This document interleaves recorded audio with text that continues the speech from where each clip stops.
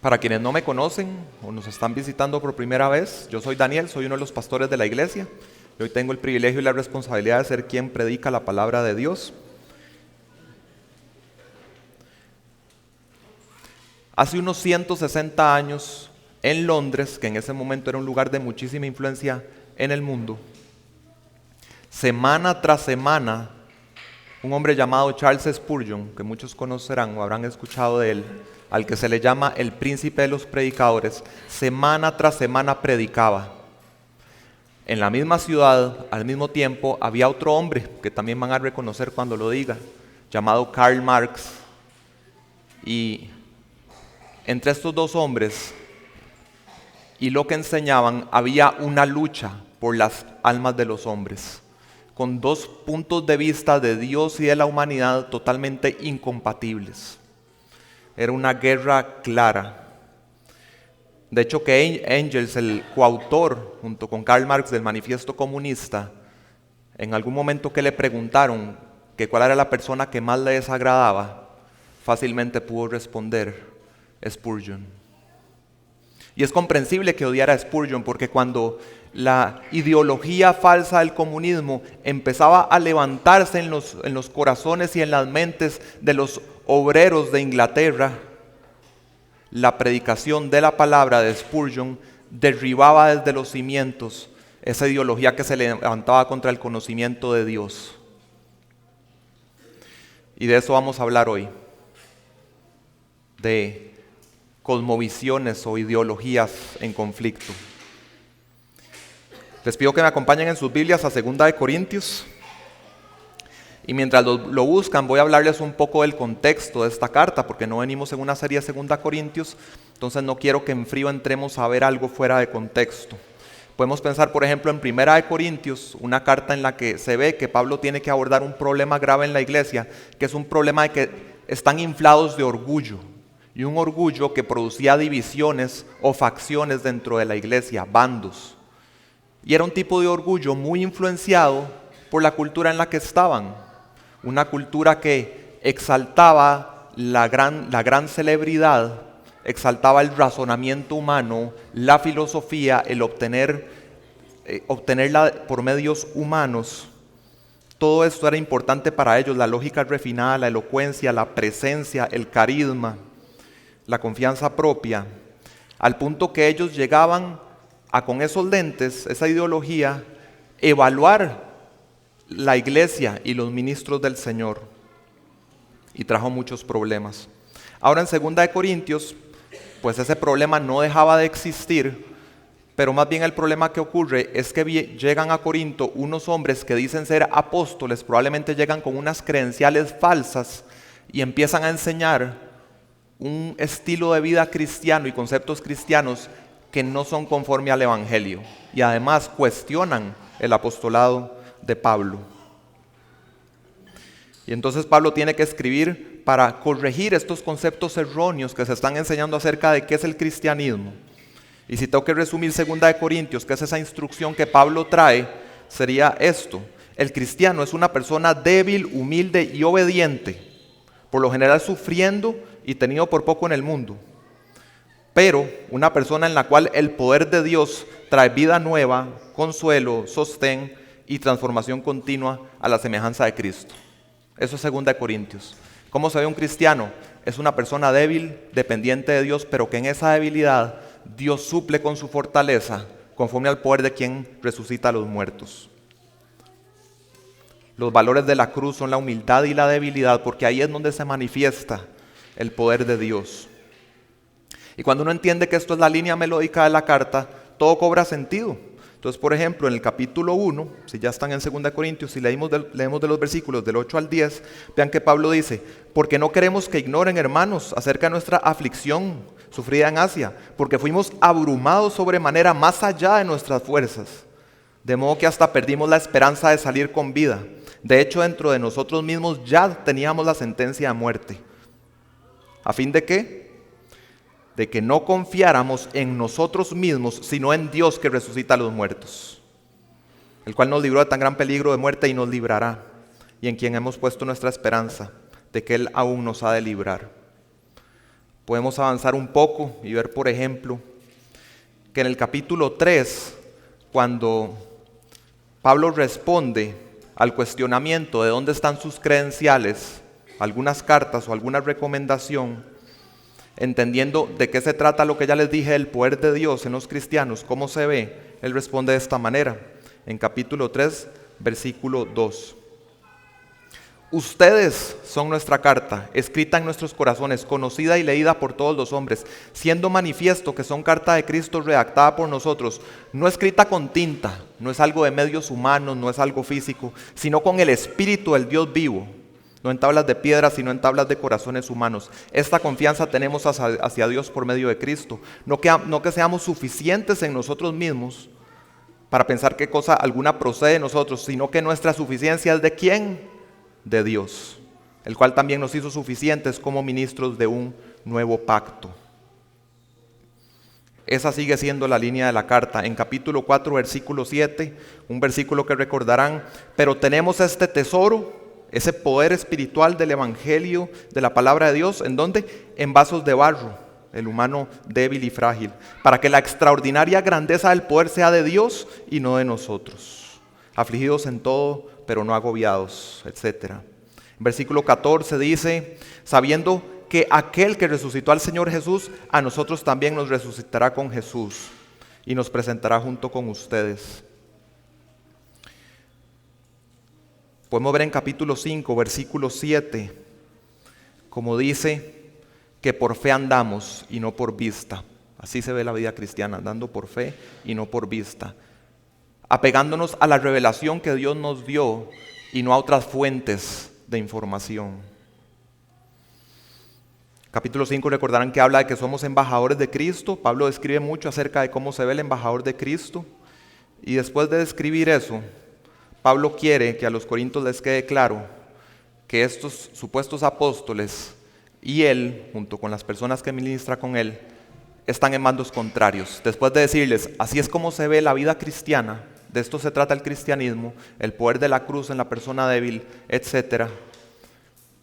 Dense cuenta que la manera en que ellos se conducen para con ustedes y lo que están enseñando acerca de la vida cristiana no es conforme a eso. Son bandos diferentes. Y ya planteado eso y diciéndoles, entonces ustedes tienen que elegir cuál es el bando que de verdad se parece al bando que deben elegir, que es el de Dios.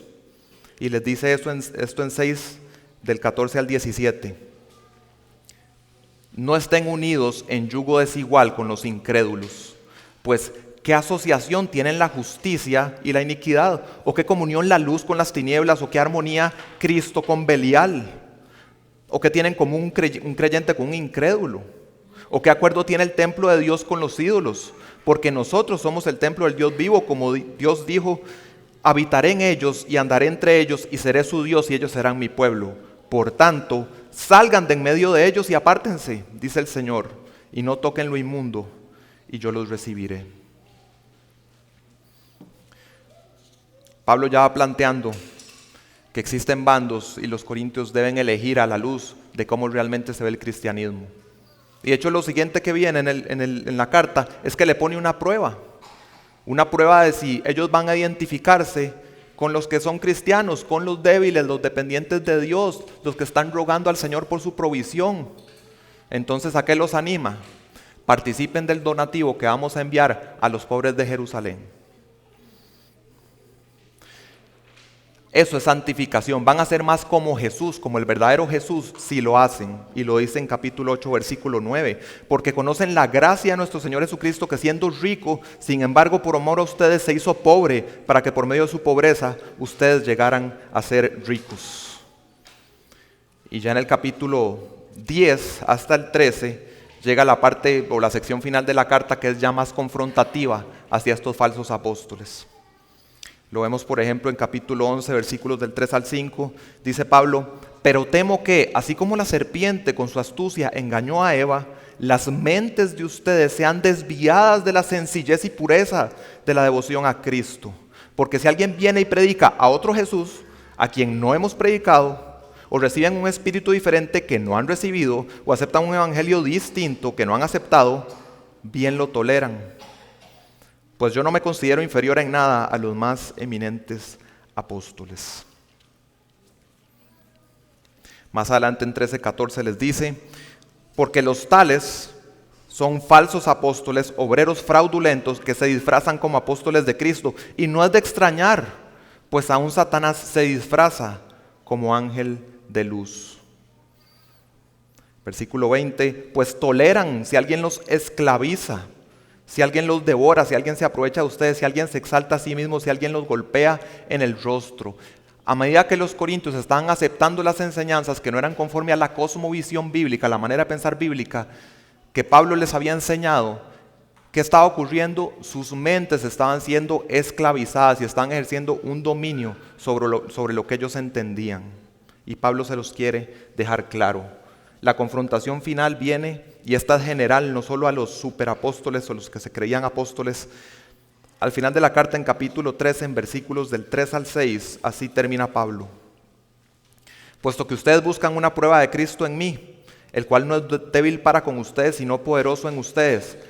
Porque ciertamente Él fue crucificado por debilidad, pero vive por el poder de Dios. Así también nosotros somos débiles en Él, sin embargo viviremos con Él por el poder de Dios para con ustedes.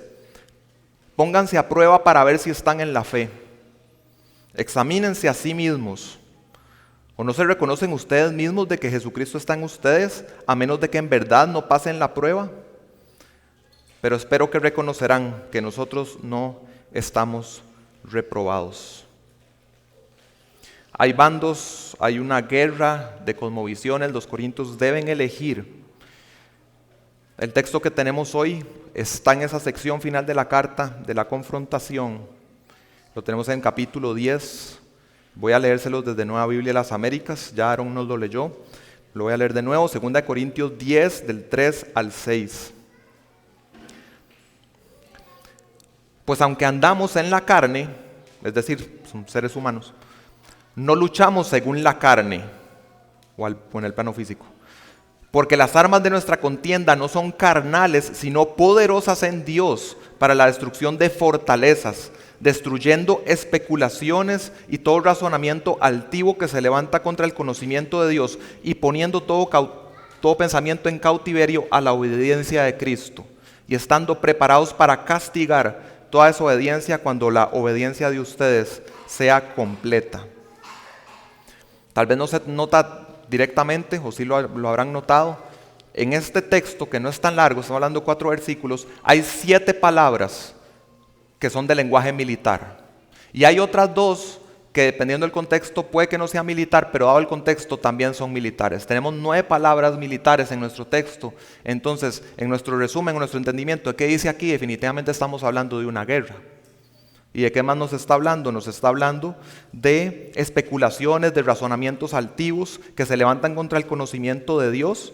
Entonces estamos hablando de cosmovisiones que se levantan en oposición contra el entendimiento de la ideología o de lo que nos enseña la Biblia. De ahí la ilustración del inicio de Spurgeon y Marx. Ahí está la guerra de maneras de ver a Dios y al mundo. Si tuviera que resumir lo que dice ese texto que acabo de leer, lo haría así. El liderazgo de la iglesia está en guerra contra las ideologías enemigas que se infiltran en el pueblo de Dios.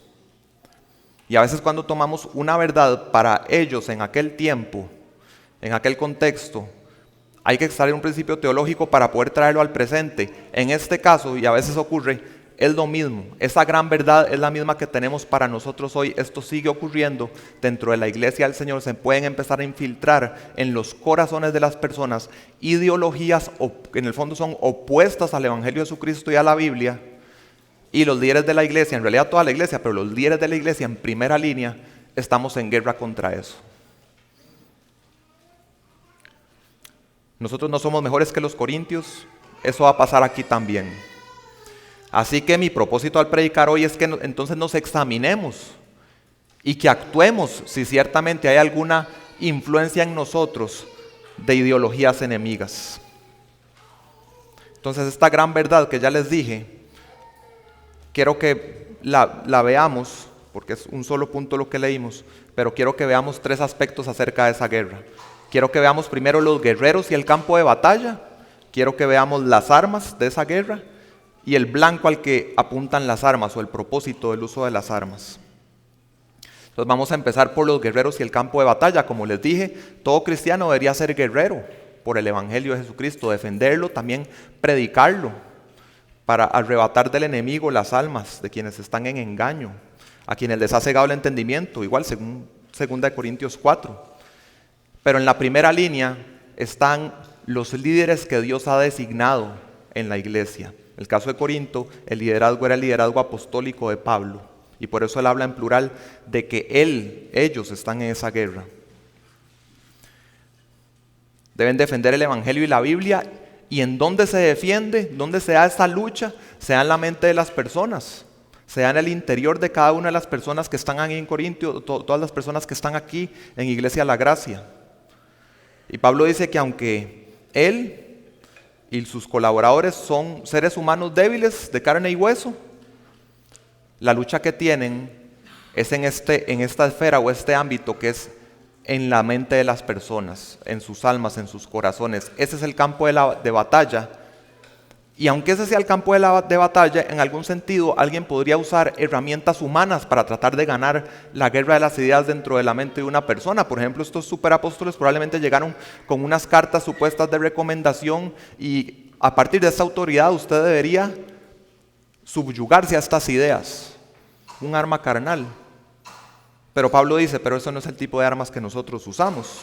La guerra espiritual, ¿cómo se ve? Lo tenemos en nuestro segundo aspecto que queremos ver de la guerra. ¿Cómo son las armas? No son físicas o humanas, no son credenciales de instituciones humanas, no es el razonamiento humano, no son filosofías que nacen de la imaginación humana, no son técnicas humanas, metodologías, no son rituales o amuletos, no son avances tecnológicos, no es el dinero, no es el ser místico, no es el privarme de cosas, no es el apartarme del mundo para cumplir unos votos a Dios. En resumen, no es andar por vista, no son todas esas cosas que son meramente terrenales. ¿Y cuáles sí son entonces? Pablo hace el contraste y nos dice que esas armas son poderosas en Dios o son armas divinamente poderosas.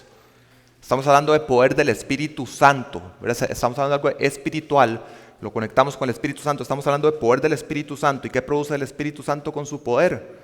Pues primeramente salvación en las personas, ¿verdad? Recordamos en Romanos 1:16 cuando Pablo dice, no me avergüenzo del Evangelio porque es poder de Dios para salvación en todo aquel que cree. Eso es un arma divinamente poderosa y produce algo aquí adentro, que un alma que estaba muerta ahora esté viva. También puede producir santificación el Espíritu Santo. ¿Cómo? Jesús dice en Juan 17:17, orando al Padre, santifícalos en tu verdad, tu palabra es verdad. La palabra inspirada por el Espíritu Santo que tenemos acá produce transformación en el alma. Lo leímos también en el Salmo 19. La ley de Jehová es perfecta, que ¿qué hace? Que convierte el alma. ¿Verdad? Estas son armas divinamente poderosas. Contienen un poder que solo puede venir de Dios. Y es un tesoro que tenemos en vasos de barro, para que la excelencia del poder sea de Dios y no de nosotros. Ok, estas armas espirituales, ¿a dónde apuntan y qué producen? ¿Cuál es el propósito de estas armas? Pues el texto nos lo dice. Y esto es algo muy importante en lo que voy a hablar hoy, ¿verdad? Sobre todo cuando haga la parte de aplicación al final, que va a ser bien larga. Lo voy a enfocar sobre todo en la cosmovisión psicológica o de las psicologías. Algo muy importante con respecto a esto que voy a hablar del propósito o el blanco al que apuntan las armas, es que en primera instancia, y lo vemos claramente en la gramática del texto, estas armas no están para destruir a personas. Cuando ustedes ven el verbo que dice de lo que va a destruir, no está hablando de personas, está hablando de la ideología o la cosmovisión. Es contra eso que está claramente opuesto a Dios, que el apóstol Pablo dice, la guerra es contra eso, las armas van contra eso, hay que demoler eso. Como Spurgeon predicando para demoler no a Marx, Parece que Spurgeon nunca ni conoció a Marx en persona, pero sí demoler la cosmovisión que estaba infiltrando Marx en la iglesia. Entonces, un propósito, por decirlo así, en esta prédica de hoy, en mi caso es, yo no quiero que nadie se sienta atacado personalmente por lo que yo voy a enseñar en la parte de aplicación, porque no es a lo que el Señor me llama, porque el texto lo dice. Es hasta el puro final del texto de que Pablo dice, y tal vez no es tan fácil de entender lo que dice al final del versículo 6, pero Pablo lo que está diciendo es, mientras yo llego va a haber un periodo en que ustedes tienen que examinarse, a lo que los llamo al final. Examínense si están en la fe, sepan cuáles son los bandos, identifiquen cuál es el de Dios, posiciónense ahí. Si cuando yo llego ustedes están posicionados en el bando que no es, nosotros estamos listos, que también es como un término militar de un soldado que está listo para actuar, y dice que va a actuar con un castigo que no está hablando de disciplina, está hablando de un castigo retributivo. Es de personas que ya arrogantemente se posicionaron en contra de Dios. No está en una situación de disciplina eclesial, sino que Pablo va a llegar con un castigo retributivo. Pero eso es en última instancia en una persona que ya dice, ante todo lo que se le exhorta, dice, no, mi cosmovisión es esta otra, que no es la bíblica. Pero eso hasta el final. La batalla es contra las ideologías opuestas a Dios. Lo que le llama aquí especulaciones, razonamientos altivos, que entorpecen el conocimiento de Dios en las personas. Son cosmovisiones alternativas. Siguiendo con el lenguaje militar que se habla ahí, el poder del Espíritu Santo puede hacer dentro del corazón o la mente de una persona que se ha creído estas otras ideologías.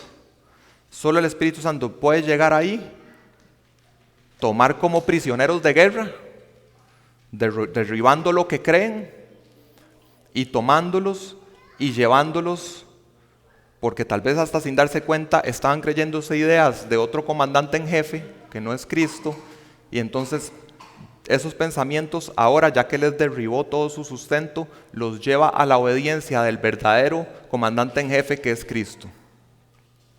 Solo el Espíritu hace eso dentro del corazón, usando su palabra. Trae humildad y obediencia en donde había orgullo humano y rebelión. Pablo nos dice que estas armas lo que hacen es destruir fortalezas. Y fortalezas es otra palabra de guerra. Estamos hablando en aquellos tiempos, y de hecho ahí en Corinto, en el sector de la Acrópolis, había un sector que era así, que es que en medio de las guerras a veces el ejército se recluía a una zona alta con muros a los lados que costaba que los sacaran de ahí, y esa era su fortaleza. Era como un espacio seguro donde se recluían y ahí podían defenderse. Un espacio que tenían en su poder, un espacio controlado. Y Pablo entonces lo que está diciendo es que en las mentes de personas, y puede empezar a ocurrir en las mentes de las personas de la iglesia, se enclava ahí una ideología del enemigo, que tal vez la persona ni se da cuenta lo contraria que es al evangelio, y se vuelve como este lugar seguro de defensa. Desde cuando le dicen que eso es en contra del evangelio, desde ahí se defiende y todo lo dice partiendo de ese lugar seguro en el que está. Ahí lo que ocurre es que este enclave de estas ideas han entrado tan profundamente en la mente de las personas que la persona, por decirlo así, se hace uno con la idea, se apropia de la idea como si esa persona fuera parte, si esa idea fuera parte de ella misma. Y entonces van a defender esas ideas a capa y espada porque creen que se están defendiendo a sí mismos. Por ejemplo, podemos pensar que, y tristemente esto, hasta incluso autores que escriben en Coalición por el Evangelio toman esta postura y pueden hacerle creer a un cristiano, usted puede ser un cristiano homosexual, pero solamente que aunque tiene los deseos, no actúe con respecto a esos deseos, y está bien, usted es un cristiano homosexual, y le enseñan eso a la persona, se hace un enclave en su mente, y tal vez viene un amigo cristiano a hablarle sobre el tema, y ¿qué va a suceder? Se va a poner defensivo, se va a ir a donde ya había establecido la fortaleza, va a hablar en los términos que le enseñaron de esta otra doctrina, que no es bíblica, en el tema de cómo la Biblia ve el pecado en el corazón de las personas. Debemos arrepentirnos incluso por los deseos, eso es claro en las Escrituras. Y lo que ha ocurrido es que esa persona ha igualado la identidad de homosexualidad con su persona. No lo ve como algo que está sosteniendo, que es ajeno, sino como que es parte de eso. Yo soy eso. Entonces donde le hablan en contra de eso piensa que lo están atacando, pero no, como hemos visto, la guerra no es contra la persona, es contra una cosmovisión equivocada que se opone al conocimiento de Dios. Y lo más triste con respecto a este tipo de fortalezas, cualquier fortaleza que no sea Cristo, es que en últimas esa fortaleza más bien termina siendo una prisión. Yo puedo pensar que en mi casa yo estoy seguro, en mi espacio controlado, donde tengo el poder, y yo voy y cierro el portón y pongo todas las rejas. Puedes estar en un lugar seguro, pero lo que no te das cuenta es que te encerraste a ti mismo y estás privado de libertad. Tú no puedes salir de ahí a vivir en libertad. ¿Y qué nos dice la palabra? Cuando la fortaleza sí es Cristo, nos dice, 2 Corintios 3, igual, ¿dónde está el Espíritu del Señor? Allí hay libertad. Jesús también dijo en Juan 8, y conoceréis la verdad, y la verdad os hará libres. Cristo es la única fortaleza en la que somos libres por el poder de su Espíritu, en vez de ser una fortaleza falsa en que más bien estamos en una prisión. En Hechos 8, cuando Pedro está en una situación y hay un hombre que se le llama Simón el Mago, que es un hombre que probablemente tiene una ideología, unos lentes para ver el mundo, que la manera en lo que ve es materialismo, dinero.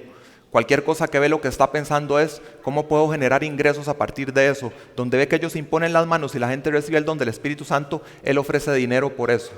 O sea, él cree que con su ideología y el poder del dinero, que incluso en el ámbito de la iglesia o del reino de Dios, él puede comprar por medio de eso que él considera como el valor máximo. Y vean lo que le responde Pedro. Arrepiéntete pues de esta tu maldad y ruega a Dios, si quizá te sea perdonado, ¿qué? El pensamiento de tu corazón. Ese enclave de materialismo que tenía ahí. ¿Por qué? Porque en hiel de amargura y en prisión de maldad veo que estás. Así son las fortalezas que se hacen en nuestras mentes, que no son conforme a Cristo y su Evangelio.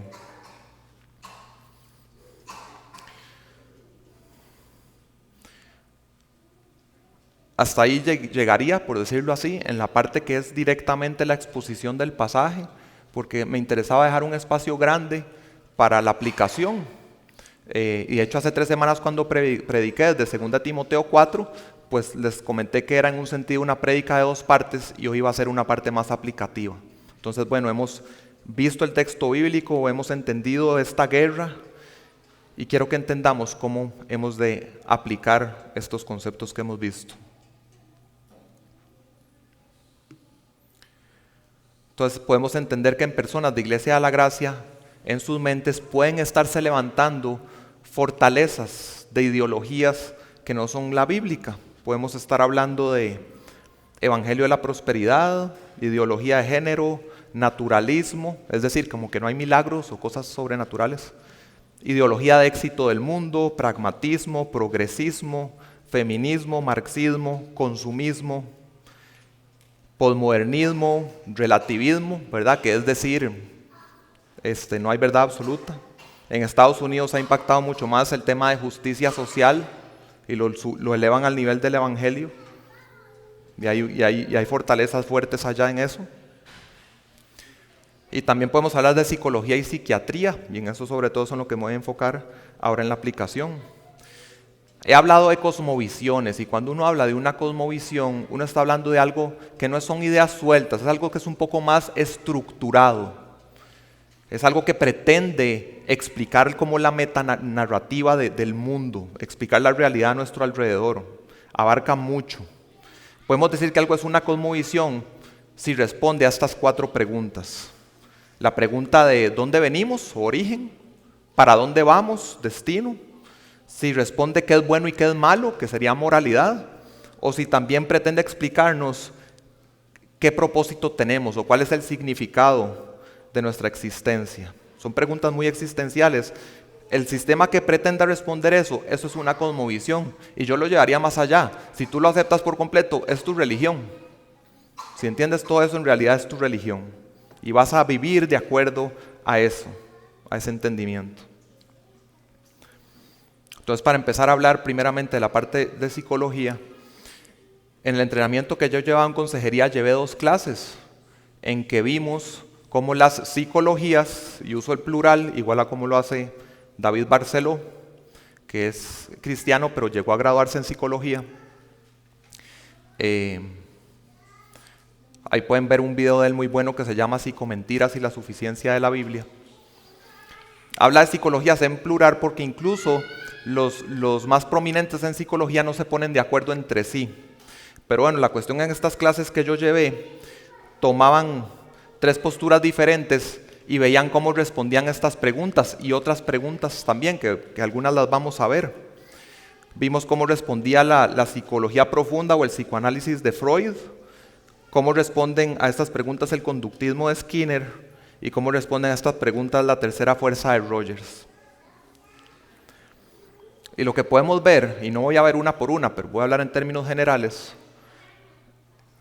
partimos de un concepto equivocado acerca de Dios. Entonces sabemos que ahí la pregunta de origen ya no va a venir bien.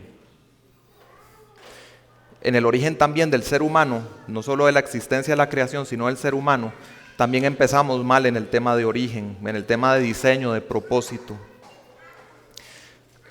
Muchas posturas de las psicologías tienden a ver al humano a veces como un animal y responden mucho de cómo funciona el ser humano basados en la teoría de la evolución, más que en otra cosa. O tienden a ver al ser humano tal vez cuando nace como un pizarrón en blanco, que sabemos que no es lo que enseña la Escritura con respecto a la caída, al pecado original. O tienden a ver al humano como en el fondo bueno o esencialmente bueno. En cuanto al propósito del ser humano, por ejemplo, Freud decía que el propósito del ser humano es maximizar el placer y minimizar el dolor. Bueno, en general las psicologías tienden a poner al ser humano en el centro y no a Dios en el centro. Está teniendo problemas del ser humano y muchas veces Dios ni siquiera está en la ecuación. Por supuesto que Freud va a llegar a que el propósito de la vida es maximice placer, minimice dolor.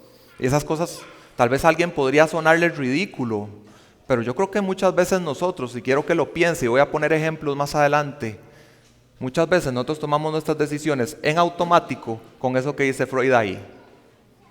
Algo me puede dar alivio instantáneo, lo tomo, ni lo pienso. Tal vez eso no sea conforme a la cosmovisión de la Biblia. En cuanto al problema, sabemos que la Biblia por supuesto va a responder que el problema del ser humano es el pecado, y eso es lo que se debe atender. Pero las cosmovisiones de las psicologías tienden por lo general a achacar los problemas más o en tu pasado, o en tus circunstancias, o en tu genética o tu bioquímica. Y aunque no estoy diciendo que esos factores no pueden influir o ser de tropiezo para alguien, para que viva de una manera pecaminosa, pueden ser de tropiezo, son puntos de vista que tienden a justificar el pecado de las personas, a restarles responsabilidad que bíblicamente deben asumir cuando ellos están pecando. Empuja más a la victimización que al asumir responsabilidad y arrepentirse. No es de extrañar, por ejemplo, que han empezado a salir películas, y no voy a decir ninguna para que no nos desviemos en el ejemplo, que lo que importa es que ilustre. Salen películas en que quieren como darle un giro para que el villano y el que se ha visto haciendo cosas malas se le dé como un giro para decir, tal vez estaba justificado en sus acciones, no era culpa de él, ahora entiendo por qué actuó de esa manera. No es coincidencia, es parte de toda esta cosmovisión que cada vez es más prevalente en la cultura. Una pregunta, un tema muy importante en las cosmovisiones es la fuente de la verdad. Y podemos hablar al menos de 4 fuentes de verdad. Podemos hablar de intuición. Esto se siente bien, entonces debe ser lo bueno o debe ser lo correcto. ¿Se siente correcto? Esa es una manera de fuente de verdad. Otra fuente puede ser la razón, lo que parece que con respecto a la lógica humana es lo que apunta a que algo sea la verdad. Tiene sentido.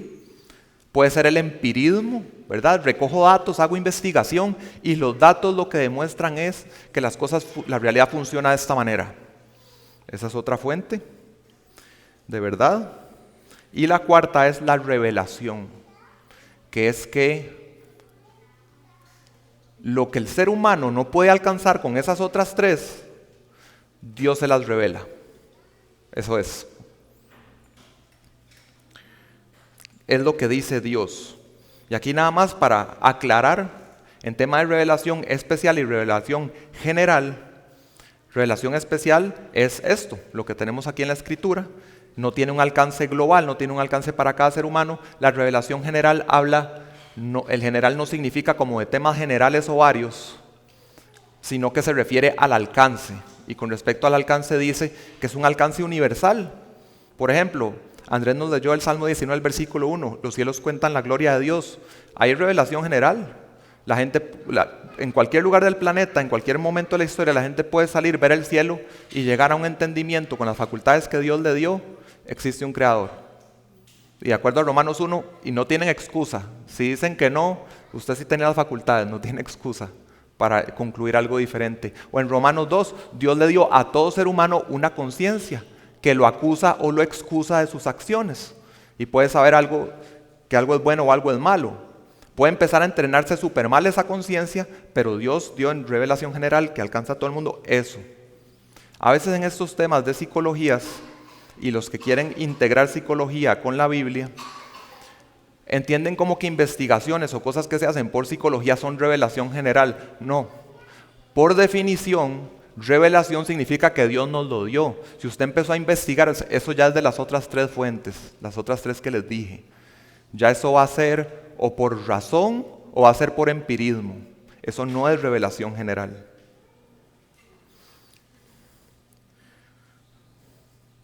Vemos que esas tres primeras fuentes de verdad que les dije, que serían la intuición, la razón y el empirismo, no pueden llegar al Evangelio de Jesucristo. La Biblia nos dice que el corazón humano es engañoso, entonces no es una fuente confiable para llegar al Evangelio de Jesucristo.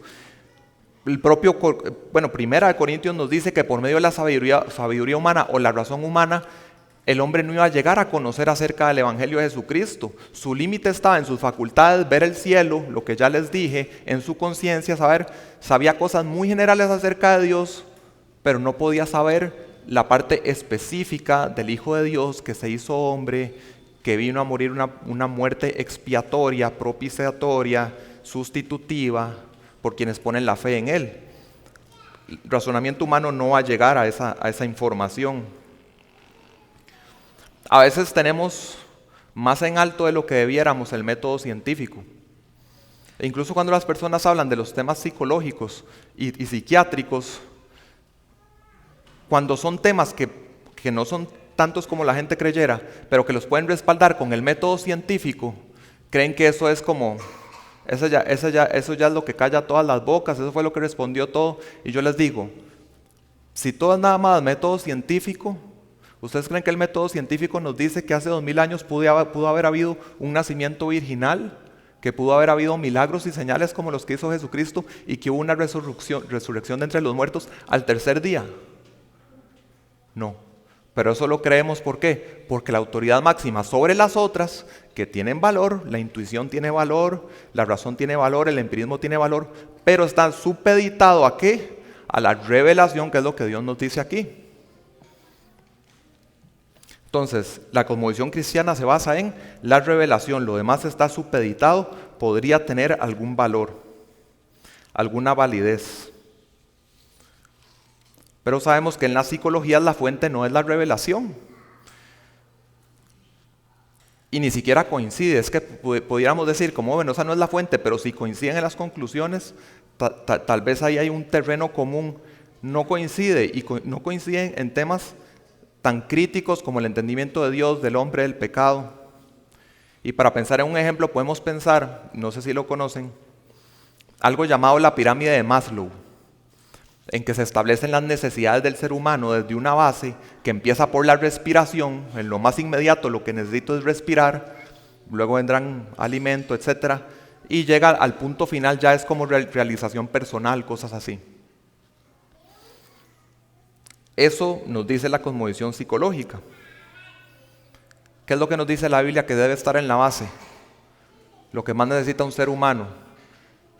Necesita reconciliarse con Dios por su pecado. Segunda de Corintios, igual, capítulo 5.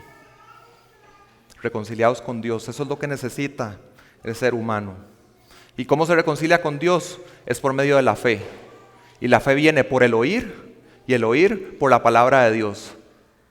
Sigan la cadena. ¿Qué es lo que más necesita el ser humano entonces? La revelación especial. Necesita el Evangelio de Jesucristo para poder reconciliarse con Dios. Porque ¿de qué le vale la pirámide completa si está perdido para una eternidad? Entonces podemos poner al mismo Jesús a responderle a Maldow y decirle lo mismo que le respondió a Satanás. No solo de pan vive el hombre, sino de ¿qué? De toda palabra que sale de la boca de Dios. En un momento en que Jesús estaba con cero de lo que hay en esa pirámide. Y Jesús entiende esto. En el ejercicio de la psicología se usa un manual diagnóstico que se le llama el DSM, algunos le llaman como la Biblia de los psicólogos. Cada cierta cantidad de años lo repasan y lo actualizan, agregan cosas nuevas. Y básicamente ahí lo que se describe, y estoy viendo las cosas muy superficialmente, se describe un perfil.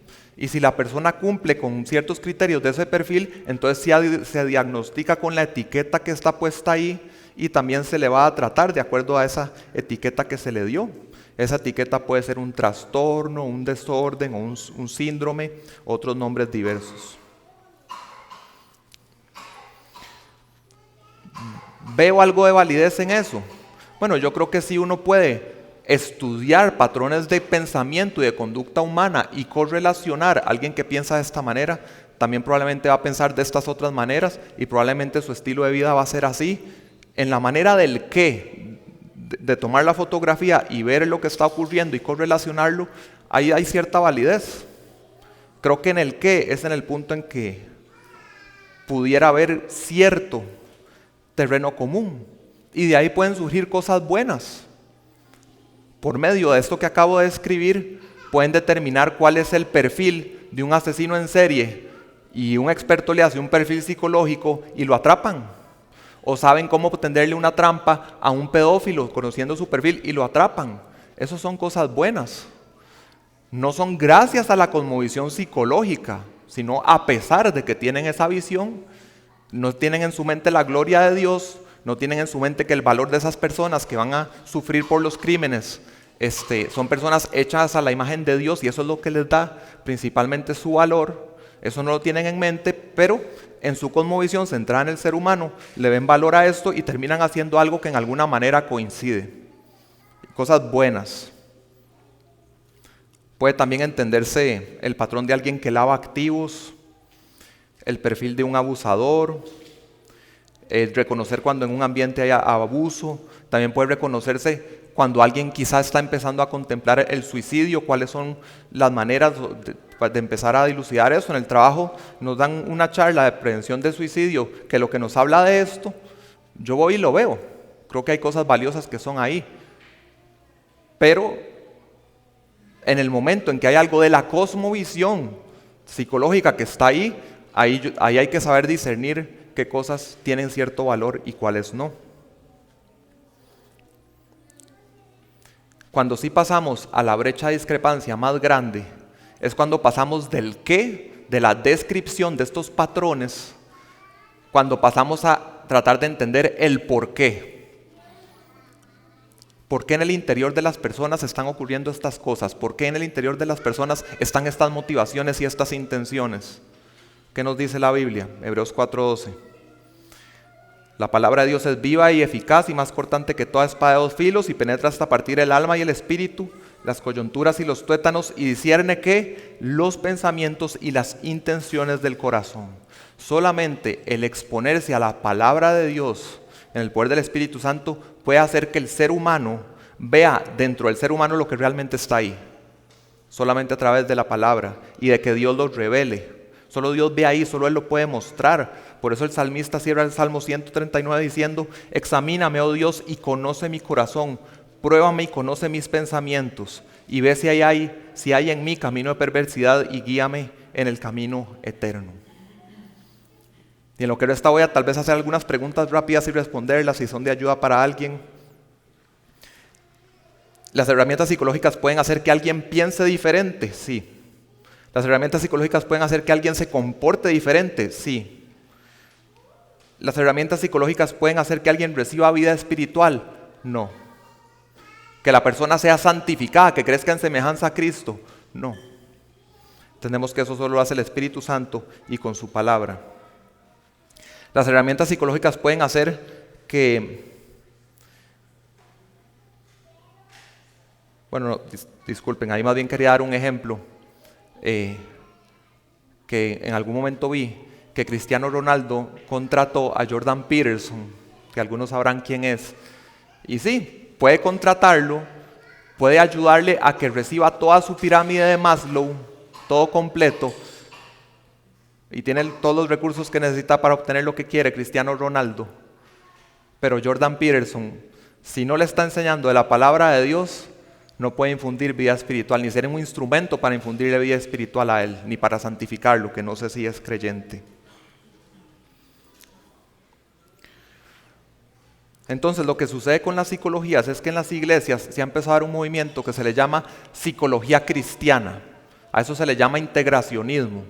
Integracionismo porque pretende tomar la consejería bíblica y con su cosmovisión y tomar las psicologías y tratar de integrarlas, tomar las dos cosas y hacer una sola. Y si uno piensa en el propósito de hacer eso, la única manera que alguien que está en una iglesia, que está en la cosmovisión de la Biblia, que eso tenga sentido es que esto de la psicología en alguna manera va a mejorar esto. Si no, entonces ¿para qué lo estoy agregando? Si esto no va a estar mejor, o si esto va a quedar igual, entonces ¿para qué traigo esto? Solo tiene sentido si creo que algo de esto va a venir a mejorar esto otro. De ahí es de donde parten. ¿Será posible eso? ¿Será bueno si es que se puede? Yo creo que vengo hablando de cosmovisiones, que son diferentes. Aquí claramente tenemos cosmovisiones que son diferentes.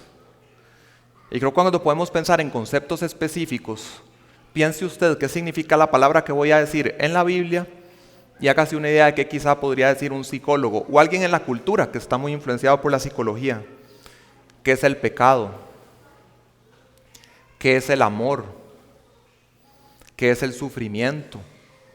¿Qué es la masculinidad? ¿Qué es la feminidad? ¿Qué es la humildad? Si uno sigue con este ejercicio, ¿a qué es a lo que va a llegar uno? Aunque en estas dos esferas las palabras que se usan son las mismas, a nivel de significados son idiomas diferentes. Son cosmovisiones que no se pueden reconciliar. Nosotros siempre vamos a animarles a ustedes que nos hablen en el idioma bíblico. Y no los vamos a regañar si ustedes nos hablan con términos de la psicología, si nos hablan de que tienen bueno, ahí hay que ver los casos, porque creo que si usted dice yo tengo esto, y ya lo veremos más adelante, es diferente, pero si usted dice de acuerdo a la psicología mi diagnóstico es este desorden, este trastorno, este síndrome, esta manía, creo que es importante que entonces nosotros tenemos que hablar en el idioma de la Biblia.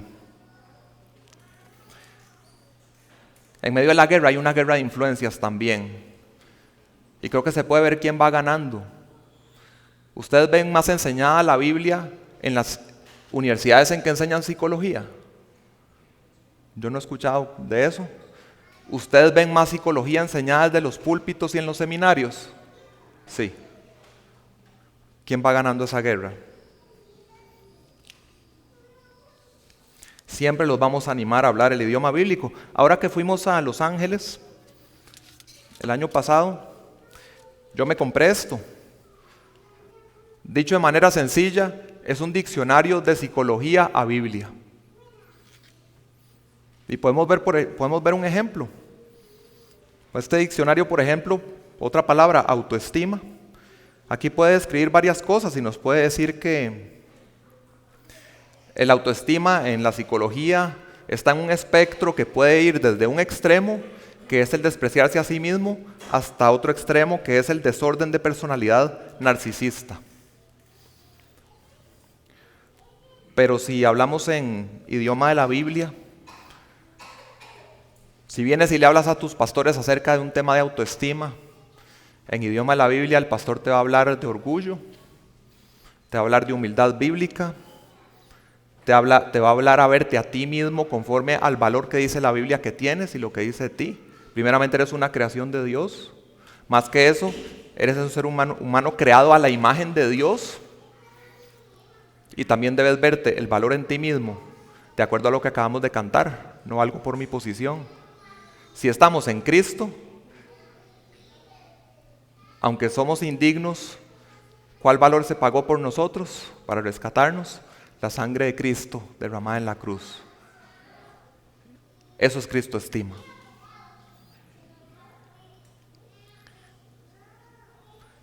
No es que no vamos a hablar del pasado, no es que no vamos a hablar de tus circunstancias, no es que vamos a dejar de hablar de algún problema o impedimento físico que tengas.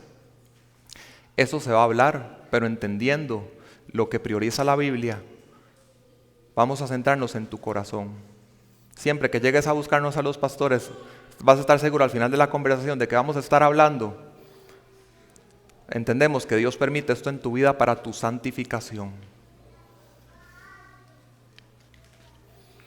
Cuando llegamos a la convicción de que estamos hablando de idiomas diferentes, hablar de psicología cristiana, los dos términos juntos, es como pensar en una hemorragia de agua.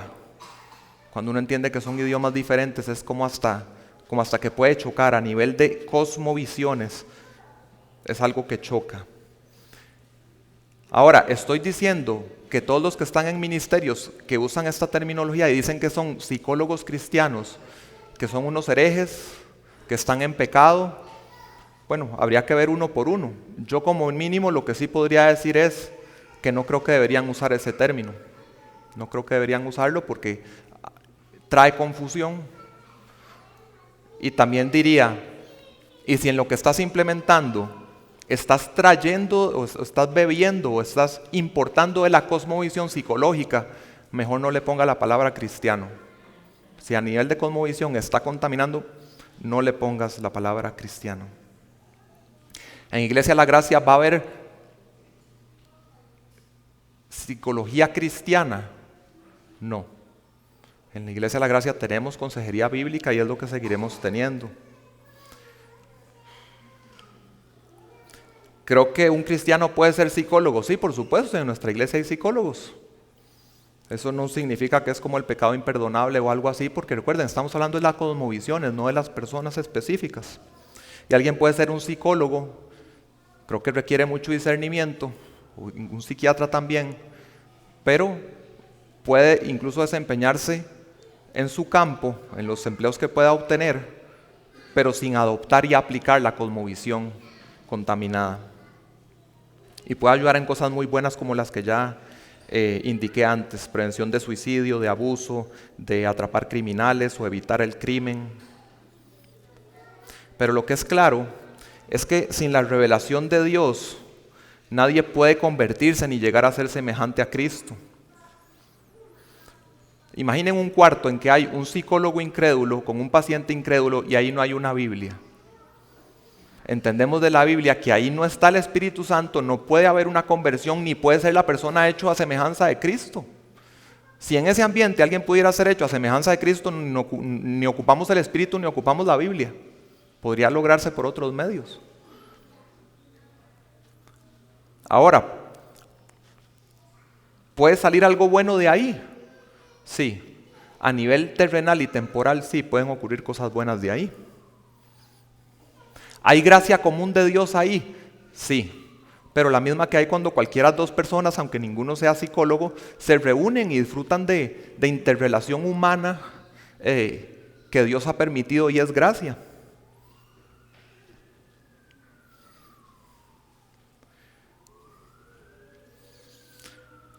Un integracionista está engañado si cree que importar algo de la psicología va a aportar al beneficio espiritual de una persona. Eso lo sostenemos los pastores. Y al que cree eso es al que le decimos que eso, el creer eso que acabo de decir, es un pensamiento mundano. Y me sirve la definición de mundano que dio Juanjo, creo que fue la semana pasada. Dijo, mundano es querer recibir del mundo lo que únicamente se puede recibir de Dios. Entonces creo que ahí se entiende un poco mejor cuando hablamos de algo mundano. Estás engañado. Si eres un integracionista o si tú mismo lo crees, si crees que vas a obtener del mundo, de técnicas del mundo, de cosas meramente humanas, incluso si está el método científico, si está la investigación, si crees que eso vas a poder producir un beneficio espiritual, eso es un engaño. Si no hay Biblia, no hay transformación. John MacArthur dice, hay muchos libros que pueden cambiar tu manera de pensar, pero hay uno solo que puede cambiar tu naturaleza y tu destino eterno. Solo la palabra de Dios. David Barceló dice, la conmovisión psicológica puede lograr que una persona deprimida que va al infierno pase a ser una persona feliz que de todos modos igual va al infierno. Y no queremos eso, no tenemos mucho interés en eso.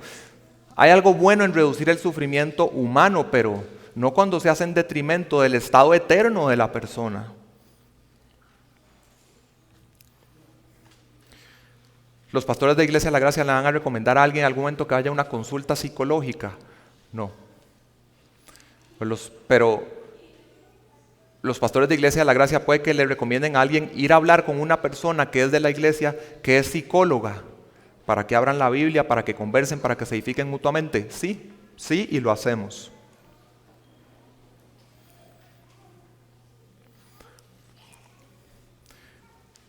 Ocurre que miembros de Iglesia La Gracia, sin consultar a los pastores en una decisión libre personal por cuenta propia, va a consulta psicológica. Sí ocurre. ¿Y cómo ven los pastores eso? A mí me da tristeza y a nivel personal duele, pero me da más tristeza por la persona en sí. Yo pienso, como tratando de pensar como en una ilustración, aunque son imperfectas las ilustraciones. Yo me imagino tal vez ya Victoria un poco más grande, adolescente, que un día yo la veo comportándose extraño y yo le pregunto y me dice, papá, es que vieras que estaba en una situación y fui y le pedí consejo al papá de mi amiga, un hombre que quizá ni es cristiano. Y es que yo he visto como que en la casa, en la casa no tenemos la capacidad para enfrentar este tipo de temas, pero allá yo sí. En una situación así, sí, lo que me da es como tristeza. De la Biblia entiendo también que el Espíritu Santo pone los miembros en cada iglesia local de una manera para que nuestra prioridad en unos a otros sea los mismos de la iglesia y no acudir afuera.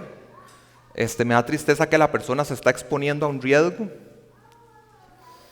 Y también me da tristeza porque creo que todo cristiano tiene que creer, sobre todo en ese tema de decir como que no estaba la capacidad dentro de la iglesia. Yo creo que cuando dos cristianos se sientan a conversar, abren sus Biblias y oran, ahí la mesa está servida para que ocurran las cosas más poderosas e increíbles que pueden ocurrir en el interior de las personas. Que ahí puede ocurrir lo que determine aquel que es poderoso para hacer todas las cosas mucho más abundantemente de lo que pedimos o entendemos según el poder que actúa en nosotros. Eso creo.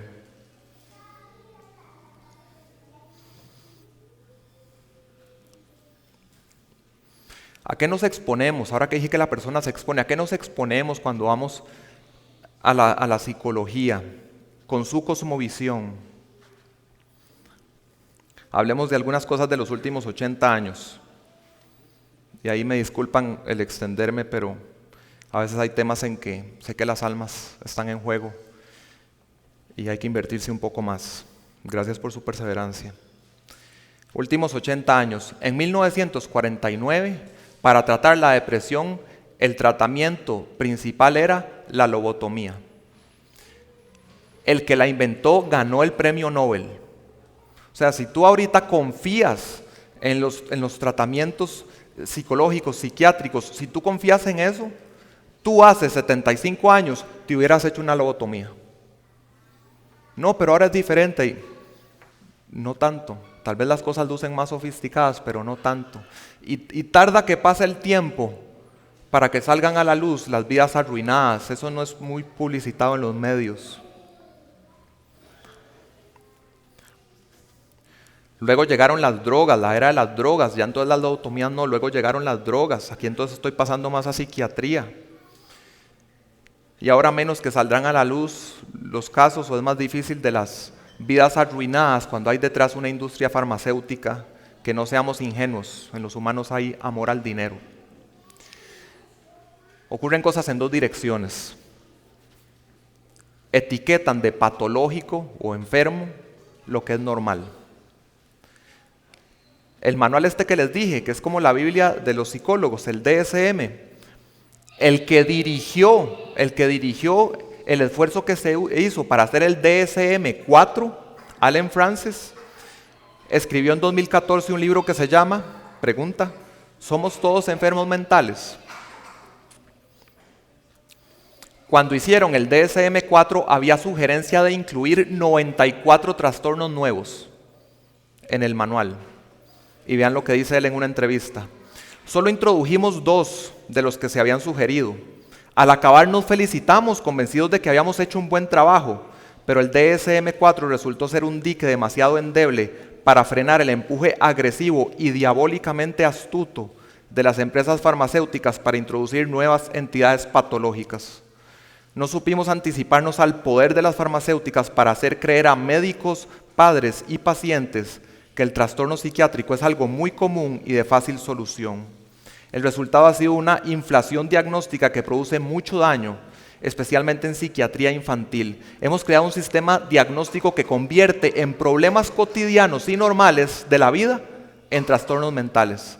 Los fármacos son necesarios y muy útiles en trastornos mentales severos y persistentes que provocan una gran discapacidad, pero no ayudan en los problemas cotidianos, más bien al contrario, causa más daños que beneficios. La sociedad acepta de forma muy acrítica las facilidades que se le ofrecen para medicarse. Hay un tipo de narcóticos que crean mucha adicción y pueden dar lugar a casos de sobredosis y muertes. El entrevistador luego le habla que en ese momento en Holanda, 1 de cada 3 niños era tratado por hiperactividad o déficit de atención. Y luego, regresando a lo que dice Allen Francis, dice: no sabemos qué efectos adversos pueden tener con el tiempo esos fármacos. Cada semana recibo correos de padres cuyos hijos han sido diagnosticados de un trastorno mental y están desesperados por el perjuicio que les causa la etiqueta.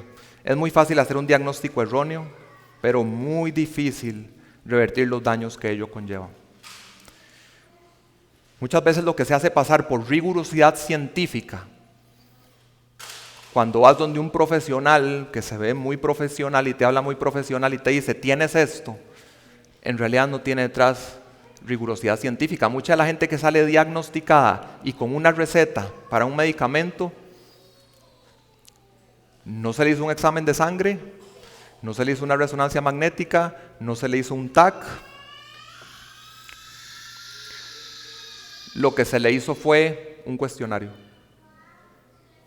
Y hablen con personas que estén medicadas y van a ver que la mayoría son así. Hay cosas que sí se pueden ver. Un problema de tiroides que te va a afectar en tu estado anímico, otras cosas, eso se ve en un examen de sangre. Ciertos temas en el cerebro, Alzheimer, eso se ve en el cerebro. Los jugadores de fútbol americano que empiezan a tener pensamientos suicidas y se ponen violentos después que terminó su carrera unos años después, pueden ver en sus cerebros algo que cambió, algo llamado CTE. Están trabajando en diagnosticarlo antes de la muerte, pero sí se ve físicamente algo en el cerebro. Son raros los casos en que alguien realmente es diagnosticado y medicado con algo diferente a un cuestionario. Aunque se vende la idea que es que hay un problema biológico causándote esa condición. Pero ¿dónde está la evidencia? ¿Dónde está la prueba? Es solo un cuestionario. Les recomiendo un libro de Mike Emlet, que es consejero bíblico y también es médico, que se llama Descripciones y Prescripciones.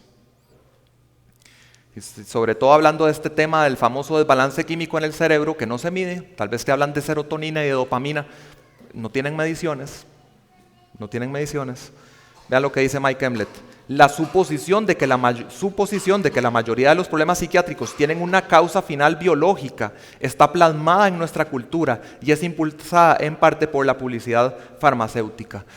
Hay una enorme diferencia de decir, yo lucho con ansiedad en situaciones sociales, con decir, yo tengo un trastorno de ansiedad social. Ya ahí tomaste el diagnóstico que te dieron con algo que seguro lo que hubo fue un cuestionario, solamente dices, tú tienes eso, esa es tu condición. Y probablemente es algo biológico, es algo bioquímico en ti. Yo les pregunto, con esta primera línea, que es de hacer patológico lo normal, ¿usted permitiría que le hicieran un tratamiento de quimioterapia si le dicen que los exámenes para el diagnóstico para asegurarse que usted tiene cáncer fue nada más un cuestionario o fueron inconclusos? ¿Usted lo haría? Debemos discernir. Lo otro que ocurre es normalizar el pecado. En el 1952, en el primer DSM, la homosexualidad era tratada como un trastorno. Pero bueno, con presiones externas sucedió en 1968 que viene una modificación y que dijeron, no, la homosexualidad solo es un trastorno si la persona se siente angustiada al respecto y quiere cambiar, si no, no es un trastorno. Luego vino la disforia de género y claramente el DSM-5 dice, la no conformidad de género no es un desorden mental. Aquí les hago una pregunta diferente. A usted le dan un diagnóstico de cáncer de piel. ¿Usted recibiría su tratamiento de cáncer de piel de un médico que usa un manual en el que dice que el cáncer de pulmón no importa, que solo se trate si la persona se siente mal porque tiene el cáncer? ¿Usted se pondría en las manos de alguien que seguía así?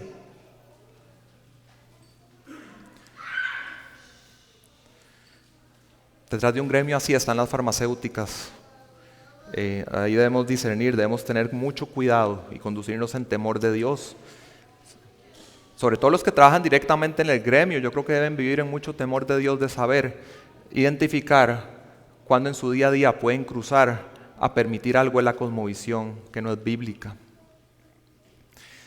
El tema de estar medicado, no quiero que usted se sienta mal aquí hoy si está medicado, ese no es el objetivo, ni que tome una decisión abrupta al respecto. La idea es que conversemos, no se sienta juzgado ni condenado, mucho menos. Quiero que como mínimo usted desarrolle su entendimiento acerca de santificación progresiva y teología del sufrimiento con respecto a eso. Muchas veces, como dije, actuamos como dice Freud, minimizar el dolor inmediatamente.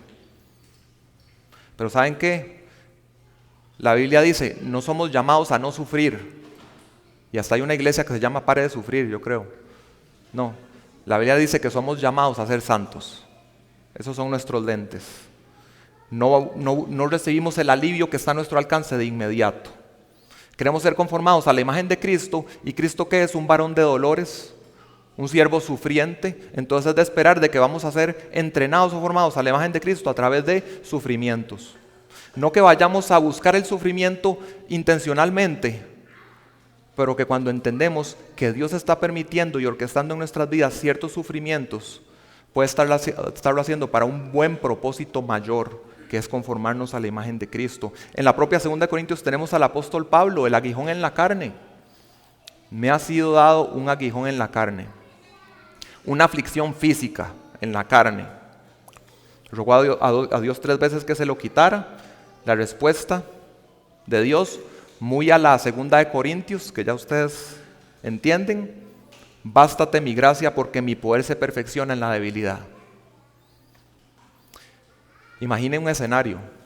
En los tiempos de Pablo, para esta aflicción física, tenía a su alcance la pastilla que en alguna medida le alivia el aguijón en la carne. ¿Se la toma o no se la toma? ¿Qué pasa si se la toma? Creo que no es una decisión rápida. Su manera de acudir a Dios definitivamente hubiera sido menos desesperada.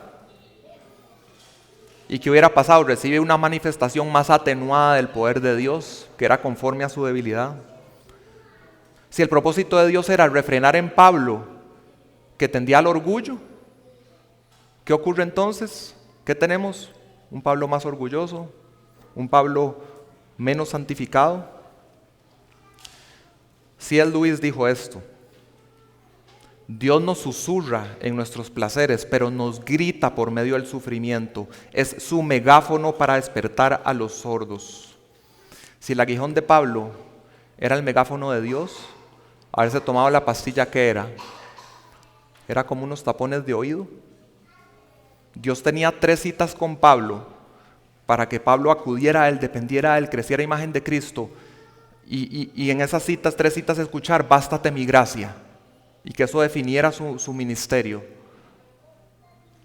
Pablo se pudo haber perdido alguna de esas 3 citas. Les envié ayer al chat el testimonio de Johnny Erickson. Para los que lo vieron, creo que lo pueden conectar con esto. Dios busca en nosotros una sanidad más profunda, no el alivio inmediato, y vienen por medio de la santificación. No nos mediquemos en automático. Busquemos la comunión con el Señor, la dependencia de Él.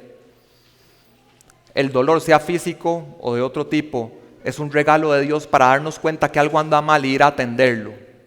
Y si en lo físico tampoco debiéramos en automático ir a tomarnos algo, mucho menos en lo espiritual, porque si hay algo que le podríamos llamar ansiedad o le podemos llamar depresión o tristeza, y tú lo que haces es medicarte de inmediato, puedes estar apagando el mecanismo de Dios de algo que quiere hacer en tu vida, de algo que quiere trabajar en vos, que es necesario que cambie. Y pudiéramos llegar a estar confundiendo un corazón que está siendo santificado con un cuerpo que está siendo medicado. Puedo engañarme, ya no siento la ansiedad, estoy bien. Bueno, un gran error es decir que estoy más santificado. Simplemente estoy apagando el mecanismo regalado por Dios para darme cuenta de que necesito crecer. Al final es una manera de andar por vista. Un estudio reciente de Gallup dice que en Dinamarca está la gente más feliz del mundo, pero un mini documental de un canal cristiano dice que en ese país el sistema psiquiátrico está saturado y que la mayoría de gente ya entiende cuando le hablan de la píldora de la felicidad. Es un antidepresivo que les recetan a muchos. Y un pastor que está ahí explica que esa felicidad en realidad es una fachada, es un maquillaje superficial. Son corazones insatisfechos y lejos de Cristo. Estos son temas difíciles para hablar acá porque estoy hablando del sufrimiento y del dolor de las personas. Muchas personas que andan por estos caminos y hasta son víctimas de este sistema del mundo, de la cosmovisión, de las psicologías. Son personas que están sufriendo. Yo no tengo interés en hacer sentir mal a esas personas. Quiero que si están atrapados en una prisión de maldad, que salgan de ahí. Ese es el Evangelio de Cristo. Aunque al inicio cueste como soltar o haya una lucha, para que los pensamientos sean sujetos a la obediencia de Cristo. Oren por nosotros los pastores, para que sepamos trabajar estos temas con ustedes con sensibilidad y amor, y también con humildad, ¿verdad? Que siempre podamos todos acudir a la palabra, sin creer que ya lo sabemos todo. Y conforme al propósito que les dije al inicio de la predicación, examínense y actúen. Si ustedes se dan cuenta de cosas, sobre todo en el sentido de admitir que usted ha aceptado una cosmovisión que no es bíblica, ahí sí tienes que entender que no hay concordia entre Cristo y Belial. Y debes arrepentirte y venir a la obediencia de Cristo. Si te entran dudas con cosas como de aplicaciones más específicas, como ejemplos que hablé de cosas que sí son válidas y buenas, ten mucho discernimiento. Lo mejor es que leas tu Biblia. Así vas a poder discernir. Puedes hablar con nosotros también en temas de dudas. Spurgeon dijo algo muy valioso, creo que fue él, con respecto al discernimiento. Una buena definición para discernimiento es decir que discernimiento es poder diferenciar la verdad del error. Pero una mejor definición es decir que es saber diferenciar la verdad de la casi verdad.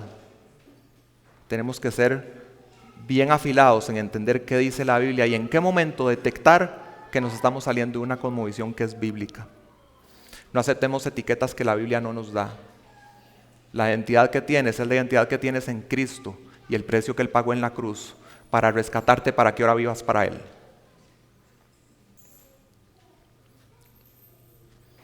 Siéntanse libres de acudir a nosotros. No quiero que nadie se sienta culpabilizado o algo así por esto. No vean mal a alguien que esté en el gremio de la psicología o la psiquiatría, ¿verdad? Pueden ser hermanos en Cristo, si los hay, muchos. Más bien creo que puedes, al partir de lo que estás entendiendo, ser una persona que puede apoyarlos. Puede que estén en situaciones laborales en que puedan recibir más tentaciones de las que nosotros a veces recibimos o a las que estamos expuestos. Ahora, después de la oración, quiero que le prestemos atención especial. Quiero que cantemos, pero que le prestemos atención especial a las palabras que vamos a entonar juntos, que es conforme a que realmente vivamos de acuerdo a una cosmovisión bíblica. Oremos. Padre, yo te pido que en el poder de tu Espíritu Santo, hoy por medio de la predicación de tu palabra, Señor, por medio de este vaso de barro débil y falible, que pueda manifestarse tu poder, Señor, para que todo corazón tenga una devoción completa para con tu Hijo Jesucristo, quien es digno, Señor. Limpia nuestras mentes, Señor. Transforma nuestros corazones y que actúe en nosotros el poder que solo puede provenir de ti. Ayúdanos a conducirnos de una manera que te dé gloria en estos temas, Señor, controversiales en nuestros tiempos. Guárdanos de resbalar, Señor, y guárdanos también de tratarnos indebidamente dentro de la iglesia por temas así. Danos mucha sabiduría y carácter de Cristo para saber enfrentar esto, entendiendo siempre que estamos dentro de una guerra y debemos discernir bien. Dependemos de ti, Señor. Gracias. En el nombre de Jesús. Amén.